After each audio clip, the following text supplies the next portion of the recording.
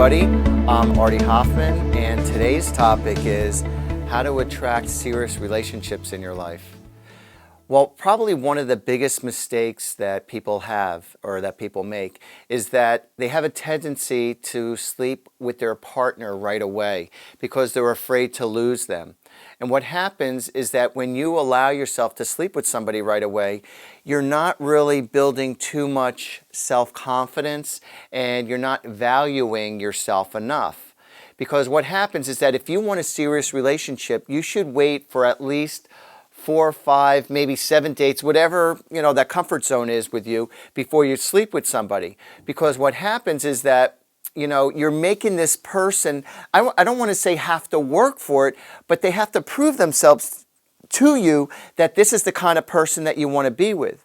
Because what happens is that if you are willing to sleep with somebody right away, and if they say to you, well, you want to know something? If you don't, sleep with me, if we're not going to have sex on the first or second date, then, I'm not interested. Right away, they're instantly telling you that they're interested just in the sex part of the relationship. And that's not going to make you feel good because it's like, all right, and even for those of you who go, all right, I'm okay with it, you have to be afraid not to lose that person. Don't get me wrong, I am a big fan of sex. I think it's a great thing. But, again, if it's not respected in a certain way where, you just give it too easily, you're going to leave yourself empty-handed. Also understand, are people emotionally available for the long run? Some people are in it just for the short run, and other people do want the long run as far as in a relationship. And it's always good to have a plan B or a plan C, a backup plan, as far as a ride home. So if somebody is driving you someplace and you don't have a way to get back in case things blow up, and also bring enough money with you for that just in case or in case of those embarrassing moments, because you don't know whether if you're going Dutch or, he or she's going to pay for the whole thing or, what the issue is. So it's always good to be fully prepared for that just in caser. What you're doing is you're building up your self-worth once you allow yourself to say no to anyone who demands sex, within the first or second date, or just because they bought you dinner or because they did this or that for you. It doesn't mean that they're entitled to sex. I mean, unless if you really want to be with this person and the chemistry's there. Now, what's going to happen is that if you do sleep with somebody right away, that after a relationship builds up, okay, and over the months or the years that you're with somebody, and suppose they want to go, your partner wants to go away on vacation with their friends, or there's a bachelor party or a bachelorette party, or you want to go away or whatnot. What's going to happen is that there could be trust issues here, because then your partner is saying, well, or you're saying, well, how do I know that you're not going to sleep around? And it's like, I'm loyal to you, I love you, but you slept with me on the first date, or I slept with you on the first date.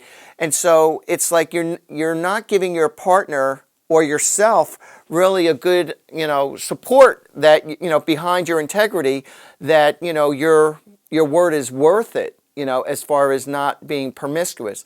And I'm not saying that everyone is going to be promiscuous, and who knows, maybe your partner is still very true to your partner is very true to you, or you're true to your partner, which, could very well happen, But again, if you want to build a long-lasting relationship, sex should not be the premise of a relationship. And if somebody goes away from you right away because you're not having sex with them, trust me, they did you a big favor. Otherwise, you're going to be left empty-handed. You're going to be left emotionally depleted because you were hoping that this person was the one.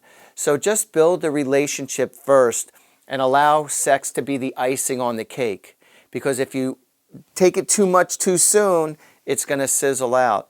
And some relationships are hot and heavy, in the physical aspect where the sex is great, the physical chemistry is great.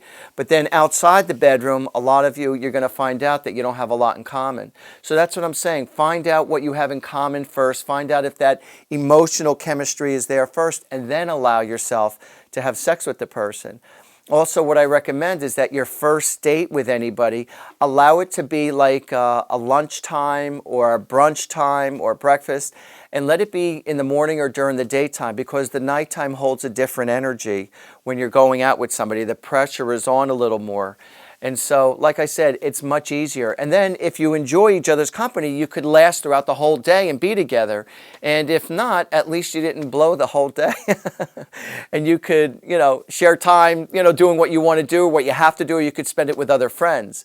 So that's my advice as far as having a first date. Go out for breakfast or go out for a coffee or lunch. Just make it a daytime date, your first date, and you won't leave yourself empty-handed, at the end of it. One way or the other, you won't. Well, listen, it was a great pleasure sharing this information with you. My name is Artie Hoffman. Go to artiehoffman.com. Check me out on Twitter. Check me out on Facebook. Please give me your likes. Please subscribe. I would love to, have conversation with you. I would love to see your input. And also check out artiehoffman.com, and you'll see what I'm all about. And I also do private sessions. I also do parties, and I do phone readings. I'm just as accurate. So not only am I a psychic, I'm a medium, I'm also a psychic therapist. But give me a call, and you won't be disappointed. You take care.